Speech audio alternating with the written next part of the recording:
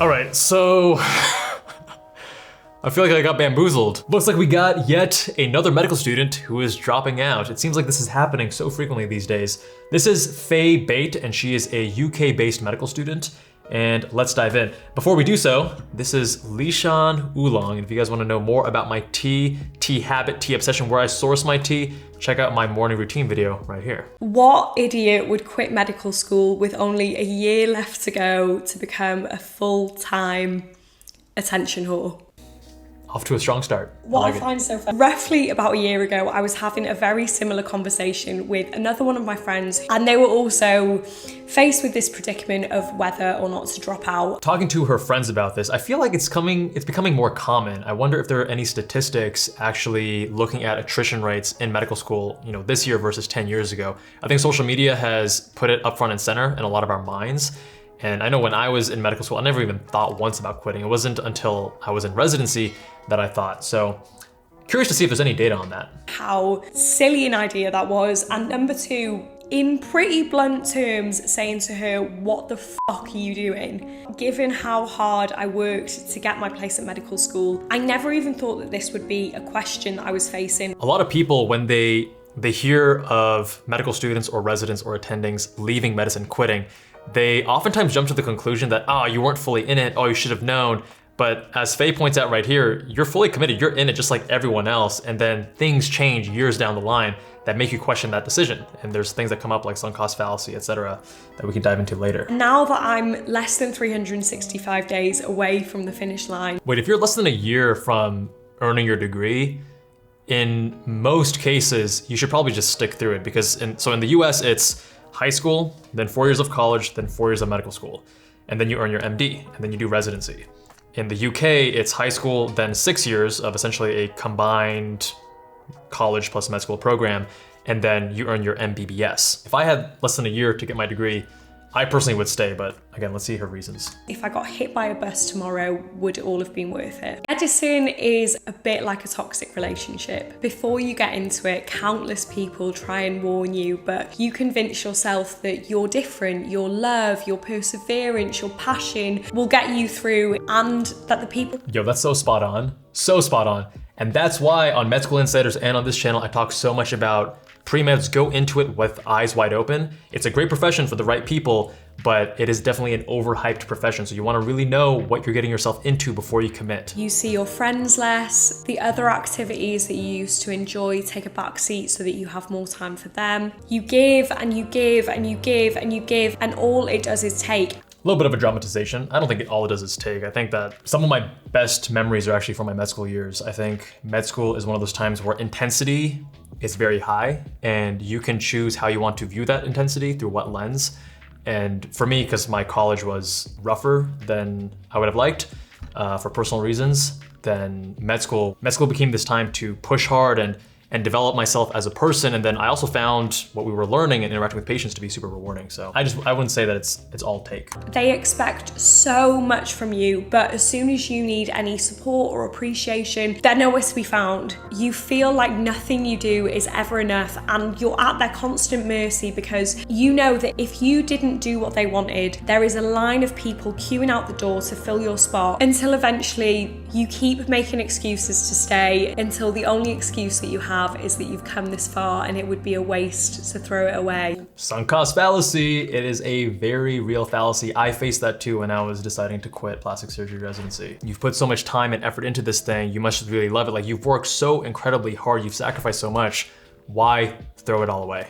It is not because of the money. As a doctor in the UK, the pay is not great. Yeah, UK doctors don't make nearly as much as US doctors. And what you'll find is a lot of physicians from the UK and elsewhere in the world want to come practice in the US because the pay is so high here, and you rarely see it the other direction, people going from the US trying to go practice in the UK. Of course it happens, just far less common. Doctors are massively underpaid and overworked, and the level of skill required to be a doctor and the competition to become a doctor is not reflected in the pay at all. Working as a doctor in the UK, okay, I probably wouldn't be able to buy a lot of things that I probably would want, but I think I would have a relatively comfortable life financially. Yeah, becoming a physician is essentially a near guaranteed path to making an upper middle class income. Another reason that it's not is actually time. I've balanced YouTube and medical school successfully for the past 2 years. I never have any free time. I've always been one of those people who's always on the go. And if I wasn't filling my time with YouTube, I'd be filling it up with something else. So thank God I have spent my time doing something mildly worthwhile,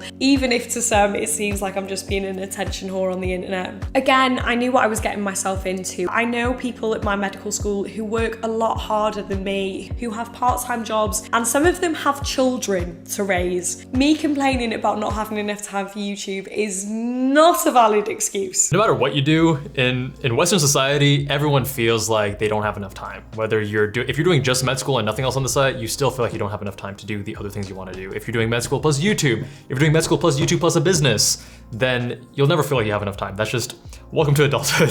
Finally, another reason that it is not. And that is my passion and my love for medicine. But I fucking love medicine. As cliche and cringy as it sounds, I love the science. I love the working with people. I love the practical skills. I weirdly love the buzz of a hospital. I love the working in a team. I love the part of exam season when the stuff that you never thought would get finally starts to click. And you actually feel like you could be of use to someone at some point in the very, very distant future.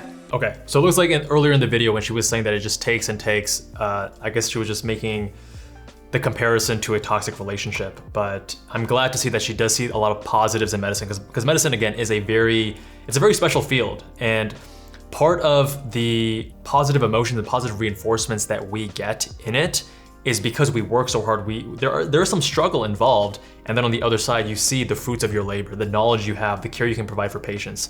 And that is pretty special to medicine. Reason number one that I want to drop out of medical school: freedom. The first 2 years of being a doctor is quite rigid, and where I have 1 year left of medical school, I also have to do 1 year working as a doctor to get registered in the UK. And if I don't do this year, it will be a lot harder for me to have this career to fall back on. Either I drop out now or wait 2 years. If I stick around for the next year, then I'm going to make it my mission to complete my first year as a doctor, because I will have given up 1 year in order to have a backup plan, but it not actually be that great a backup plan, if that makes sense. Again, I'm not sure how it works in the UK, but in the US, you earn your MD after you complete medical school. I think she's talking about being a junior doctor afterwards to then practice in the next level of training. I'm not sure when they get their MBBS, but I know in the US, after you get your MD, there are more doors that open up for you versus if you dropped out in the middle of med school. Things like consulting and such, you are more valuable with your MD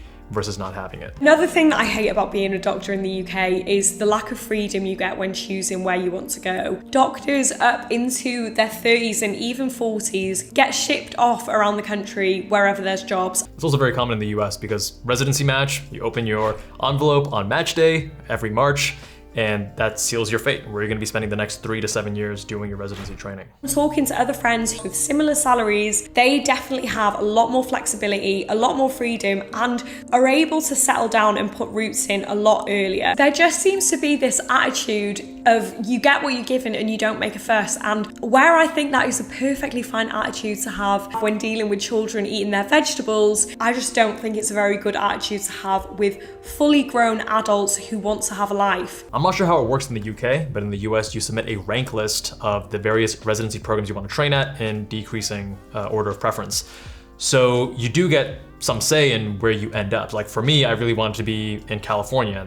And I made my rank list in that way. But then the other side too is like, even if you end up in a place where you don't want to go, life's an adventure. All my other friends in different jobs have this flexibility around being able to work from home, which obviously has come around after the last 2 years, but how this applies to the role of the junior doctor and why I don't want to be a junior doctor is because junior doctors in this country do a hell of a lot of admin, probably isn't the best use of their skills, and is due to poor management of the NHS. Sounds like residency in the US, where residents are used as cheap labor rather than as future physicians that need to be maximally trained in the shortest period of time to provide the best quality care. Now, another example of poor management of the NHS is their fucking IT systems. Admin work can be done at home. If you have a proper IT system that ensures patient confidentiality, there is no reason that junior doctors should not be able to do that admin in the comfort of their own home, allowing for more work flexibility. In the US, you can totally chart at home. That's not a problem. When I was in residency and in med school, like we had computer access at home. There are certain programs you need to use and VPNs and such to ensure confidentiality and you're protecting the data. But the admin stuff is also one of those things that's only like one small part of the job. Patient interaction and having to be in the hospital and do various things there is also a really big part. Doctors have always had to work weekends and nights. I knew I was getting myself in for that. But imagine if you were a junior doctor and you were working weekends and you were able to take one work from home day that week to get all your admin done from the comfort of your own home, stick on a laundry, how much easier that would make your life. I don't know if that's such a strong reason though, because your residency training is, I mean, it's several years in a very important part of your life, but afterwards you do get a lot more flexibility as well. And there's pros and cons to that in that life of an attending. But I don't know, I feel like having one day a week to work at home versus not having one day a week to work at home, I'm not sure how much that actually changes the resident's lifestyle or the junior doctor's lifestyle. Culture, and this is without a shadow of a doubt the biggest reason that there is a situation that played a considerable role in me considering dropping out that I cannot speak about.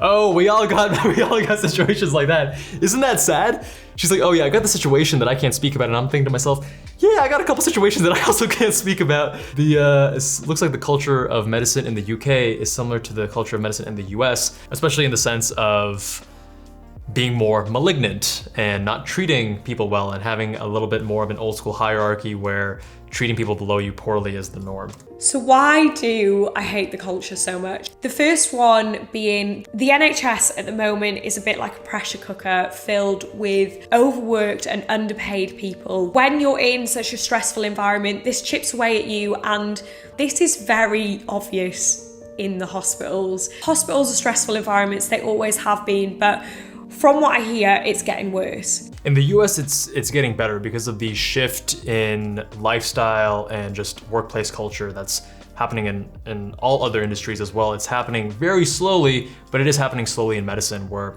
the older malignant culture is more prevalent in a few specialties and certain regions of the country, but other regions of the country and most other specialties are moving away from that malignancy. How traditional it is, but also the values you have to uphold to be a standout member of society are quite traditional, and I just don't know if I agree with them all. Sometimes I feel like some of the values upheld in the medical community are frankly backwards. There are medical students of all ethnicities, sexualities, genders, walks of life, but traditional values still endure. I find the culture so rigid and conservative, and I just don't like it, and I don't know if I'm cut out for upholding those values. Again, I don't really know much about the UK medical training system culture, but in the US, I feel like people are very able to express who they are, but there's a video we did with Dr. John Brocious, who has,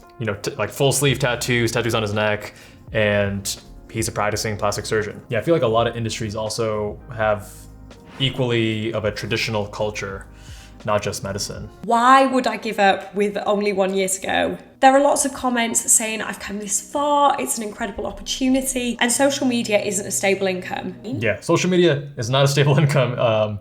Definitely want to have a robust backup plan if you're going to walk away from medicine, for sure. I have no idea how many years I have left of this. And if 2 years down the line, this is all completely fizzled out, will I regret swimming to shore instead of riding the wave? Yes, I only have a year left, but tomorrow is not guaranteed. And I wonder which memories I will be recalling to my grandkids when I'm 80. Yeah, but like if you have only 1 year left, you can get such a better safety net after just 1 year.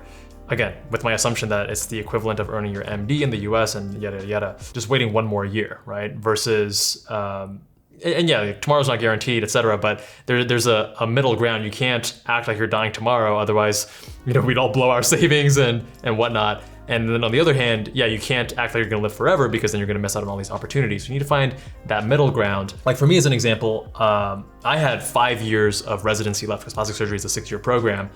And for me, I was like, well, 5 years is a very long time for me to get this backup plan of being a plastic surgery attending. So the calculus in my mind was different then, because 5 years versus 1 year, and I already had my MD, I already had businesses that were growing and thriving.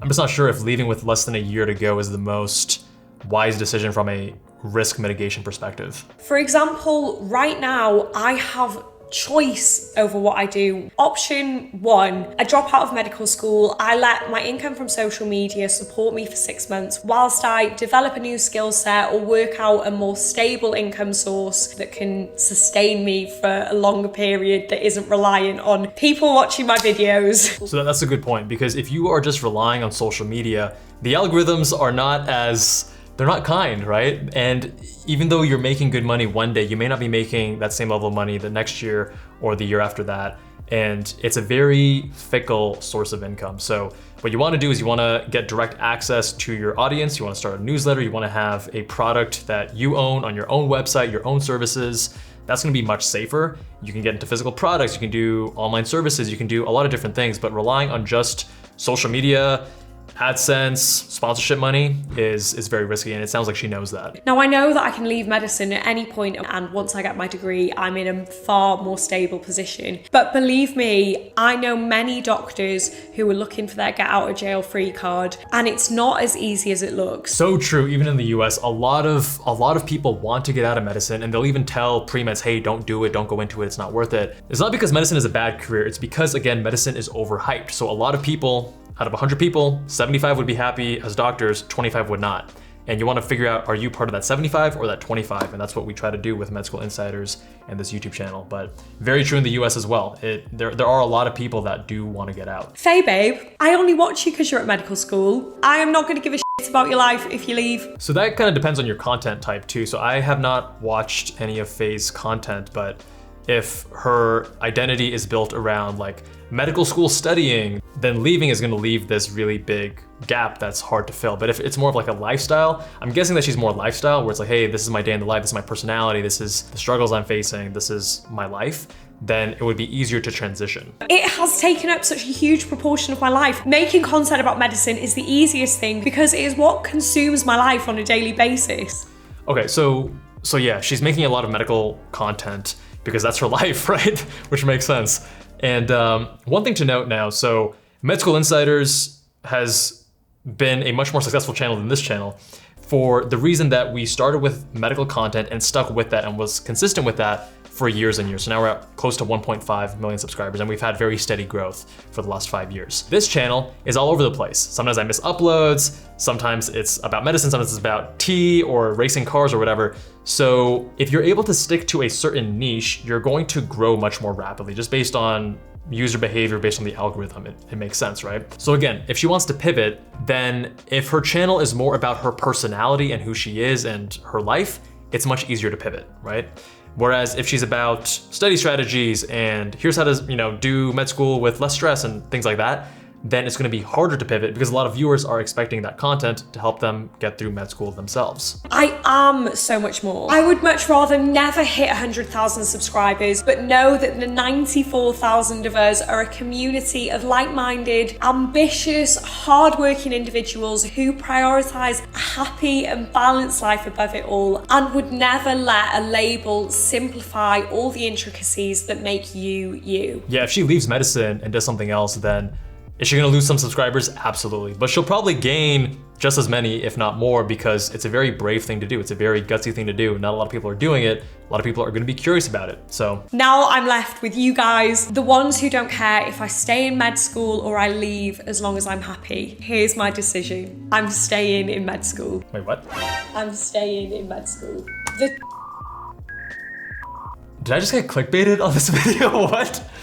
Wait, The truth be told, I still love medicine. When it really comes down to it in the most cliche, personal statement way, I love the science and I get it. Wait, so she just made a video explaining why she's leaving medicine, dropping out of medical school, all the reasons, and then at the end she's saying that she's not? The lack of freedom, the toxic culture, and the opportunity. I felt like I tried to conform to what other people expected of me. And I love medicine, but I don't want to be a medicine robot anymore. Still don't know whether I want to be a doctor, but I'm at least going to give it another chance, but this time trying to do it on my own terms. All right, so I feel like I got bamboozled. She's gonna stay in medical school and just wants to be more authentic to herself. And I think she had a lot of self-imposed beliefs as to who she needs to be in medicine to be successful, to make her viewers happy, to make the medical schools happy. And at the end of the day, I mean, one of the big things that you'll learn especially in your early to mid 20s is the most common time where people learn this,